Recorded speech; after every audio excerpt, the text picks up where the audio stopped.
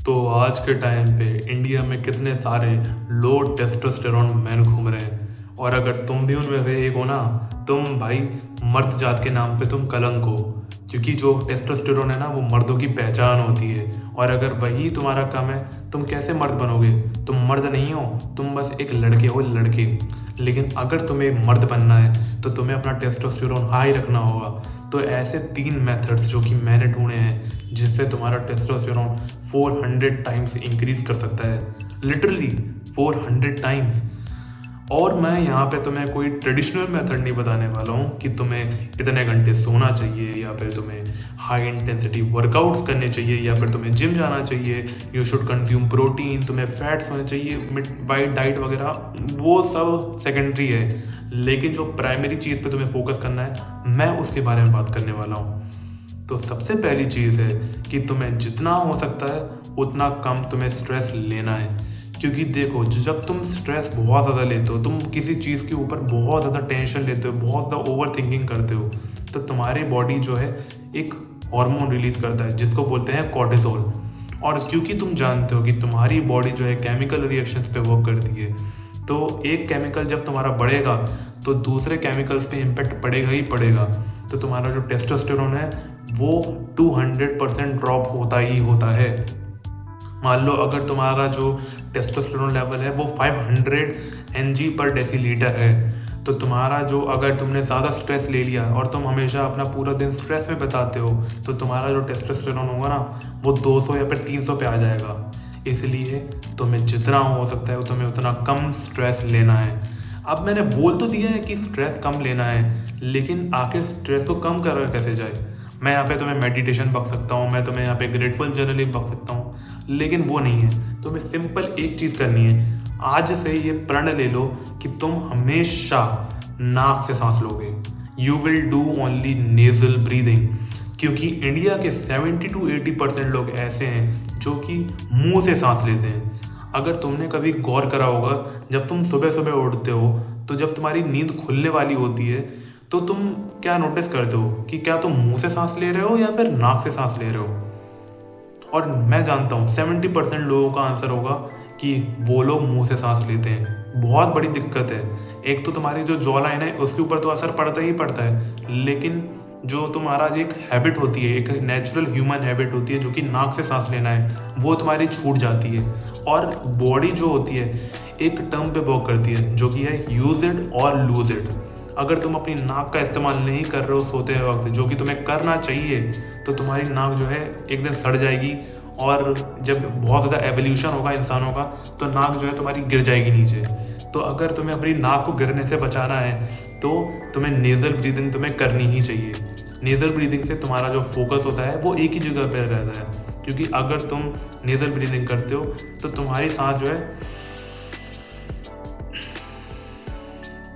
तुम्हारा अपनी सांस पे जो है कंट्रोल होता है। तुम अपनी सांस को अच्छे तरीके से रेगुलेट कर सकते हो।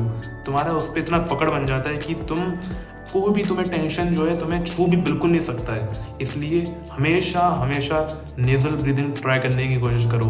अब जो लोग माउथ ब्रीदिंग करते हैं उनके लिए एक ट्रिक मैं बता रहा हूँ। तुम लोग मुंह पे टेप लगा के सोया करो, दिक्कत तुम्हें कोई नहीं होगी। अगले 4-5 दिन तक तुम ऐसे करना और फिर उसके बाद टेप को निकाल के नाक से सांस लेने की तुम कोशिश करना, ठीक है? दूसरा है कि तुम्हें जितना हो सकता है तुम्हें सनलाइट का एक्सपोजर लेना ही लेना है। अब देखो, बहुत सारे यूट्यूबर्स तुम्हें कहेंगे कि विटामिन डी जब तुम्हारा लो होता है तो टेस्टोस्टेरोन तुम्हारा गिरता है। हाँ, वो एक पॉइंट है, लेकिन मैंने क्या बोला है, ये जो सारी चीज़ें जो उन लोगों ने बोली हैं वो सेकेंडरी चीज़ें हैं। जो सबसे प्राइमरी चीज़ है जो कि तुम्हारी बॉडी को चाहिए वो है सनलाइट। तुम्हारी बॉडी को नेचुरल जो सोर्स है उससे धूप चाहिए, उससे विटामिन डी चाहिए। तुम जो गोलियां खा लेते हो, जो तुम कैप्सूल पिल्स ले लेते हो ना, 60,000 IU की सैशे विटामिन डी वाले, तुम वो ले लेते हो, और या फिर जेल कैप्सूल्स ले लेते हो, उससे तुम्हारा कुछ नहीं होने वाला। तुम्हारा विटामिन डी ज़रूर बढ़ जाएगा, लेकिन एक नेचुरल, जो तुम्हें नेचुरल, जैसे तुम खाने से अपने विटामिन्स, मिनरल्स, कैल्शियम वगैरह जैसे तुम पूरी करते हो, वैसे ही तुम्हें नेचुरल चीज़ें से, जो कि है सनलाइट, तुम्हें उससे अपना विटामिन डी पूरा करना चाहिए। और तुम याद करो तुम्हारे पूर्वज, तुम अपने पूर्वज को एक बार सोच के देखो। तुम्हारे पूर्वज, क्या उन लोगों को ऐसी गोलियां खानी पड़ती थी कभी? क्या उन लोगों को दूध में सैशे डुबा डुबा के उनको पीना पड़ता था? बिल्कुल नहीं। वो दिन के लगभग 7-8 घंटे कड़ी धूप में भाई शिकार करते थे। एक शिकार के लिए वो 5-5, 6-6 घंटे एक ही जगह पे तपती धूप के नीचे वो इंतज़ार करते थे, और जैसे ही उनको मौका मिलता था वैसे ही वो उसके ऊपर घात लगा के उसका शिकार कर लेते थे। तो सोचो भाई उनके अंदर कितना टेस्टोस्टेरोन कूट-कूट के भरा होगा। उनका टेस्टोस्टेरोन तो शायद उस टाइम पे 2000-4000 नैनोग्राम पर डेसीलीटर होगा, लेकिन हमारा 200, 300, 400, 500 इतना है बस। ये बिल्कुल भी सही नहीं है। इसलिए जितना हो सकता है तुम्हें सनलाइट लेना चाहिए, क्योंकि इससे जो है ना तो सिर्फ तुम्हारा टेस्टोस्टेरोन बढ़ता है, बल्कि इससे जो तुम्हारा मूड है वो भी काफ़ी ज़्यादा अपलिफ्ट होता है। क्योंकि स्टडीज़ में ऐसा पाया गया है कि अगर तुम इंसान जो है 30 से 40 मिनट के लिए अगर धूप के नीचे बैठता है या फिर बस ऐसे ही धूप को देखते रहता है या फिर मोबाइल चलाए, बुक रीड करे, जो भी करता है, तो उसका टेस्टोस्टेरोन नेचुरली बढ़ता है और उसका जो मूड होता है वो भी अच्छा होने लग जाता है। और फिर जो तुम्हें अर्जेस नहीं आती ना सेक्स करने की या फिर जो भी है, तुम्हें वो अर्जेस भी आने लग जाती है। तुम एक रोमांटिक इंसान बन जाने लग जाते हो। धीरे धीरे तुम्हारे अंदर वो रोमांस के जो कीड़े नहीं होते नहीं है वो बिलबिलाने लग जाते हैं। इसलिए जितना हो सकता है उतनी धूप लो। सिर्फ और सिर्फ नेचुरल सोर्स से विटामिन डी लेने की कोशिश करा करो, तुम्हारे लिए बेटर होगा। और तीसरा जो आखिरी पॉइंट है वो ये है कि तुम्हें सीमन रिटेंशन की जर्नी पे जाना होगा। अब मैंने पहले भी बोला था कि मैं यहाँ पे तुम्हें कोई भी सेकेंडरी मेथड नहीं बताऊंगा, तो मैं अभी यहाँ पे नो फैप के बारे में क्यों बात करने लग गया।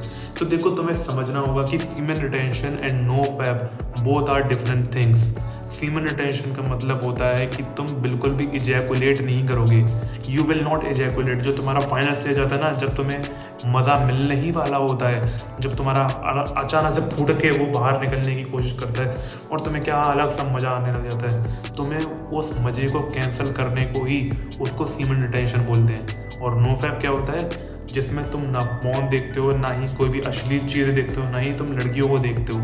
मतलब लड़कियों को एज उनको ब्रा बिकनी में तुम उनको बिल्कुल नहीं देखते हो। ये होता है नो फैप। और हम सभी लोग जो करते हैं वो नो फैप करते हैं।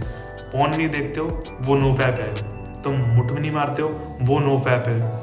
लेकिन सीमन रिटेंशन में तुम मुठ तो मार सकते हो, लेकिन इजैकुलेशन जो फाइनल स्टेज होता है तुम उसको कैंसिल आउट कर देते हो। और इसमें कुछ स्टडीज़ में पाया गया है कि अगर तुम सीमन रिटेंशन करते हो, तुमने भले ही तुमने पॉर्न देख लिया, तुमने अपने अंदर की वो हिला लिया तुमने, लेकिन तुमने निकलने नहीं दिया, अपना सीमन निकलने नहीं दिया, तो उस बॉडी को क्या लगता है कि तुम्हारे ऊपर खतरा मंडरा रहा है। क्योंकि बॉडी का जो मेन काम है वो है प्रोक्रिएशन का काम, एक नए जिंदगी को जन्म देने का काम वो करती है। लेकिन तुमने उसका जो फाइनल गोल है तुमने उसको अपनी पहुंचने नहीं दिया तुमने अपनी बॉडी को। इसकी वजह से तुम्हारी बॉडी जो है अंदर ही अंदर सोचने लग जाती है, अंदर ही अंदर वो काम करती है कि कुछ ना कुछ तो दिक्कत हो चुकी है, अब हमें इसको थोड़ा सा, इसके अंदर जो टेस्टोस्टेरोन है हमें इसको बढ़ाना पड़ेगा, इसके अंदर की मर्दानगी जो है वो हमें बढ़ानी पड़ेगी। क्योंकि बॉडी को लगता है कि कोई खतरा आ चुका है, और खतरा जब भी आता है तो तुम्हारा जो एड्रेनलिन है वो स्पाइक होता है, वैसे ही तुम्हारा टेस्टोस्टेरोन भी स्पाइक करेगा ही करेगा, बहुत ज़्यादा स्पाइक करता है। और ये भाई साहब प्रूवन है, 100% प्रूवन है ये। इसलिए तुम सीमन रिटेंशन की जर्नी पे जाओ। नो फैप फो फैप तुम्हें कुछ फॉलो करने की ज़रूरत नहीं है। मैं जानता हूँ तुमसे कहीं वैसे भी अर्जेस जो है कंट्रोल नहीं होती हैं, इसलिए तुम जाओ सीमन रिटेंशन की जर्नी पे। बिल्कुल भी सीमन को अपने शरीर से निकलने मत दो, अपने पीनस से बिल्कुल भी सीमन को बिल्कुल निकलने मत देना। तो ये थे वो कुछ 3 मेथड जो कि मैंने शेयर करे तुम्हारे साथ में, और बहुत ही तगड़े मेथड थे, बहुत ही नए हैं। और अगर तुम इनको डेफिनेटली फॉलो करोगे, डेफिनेटली तुम लोगों को प्रूफ, डेफिनेटली तुम लोगों को अच्छे रिजल्ट तुम्हें देखने को मिलेंगे ही मिलेंगे। So that's it for the video. Love you, धन्यवाद, बाय बाय।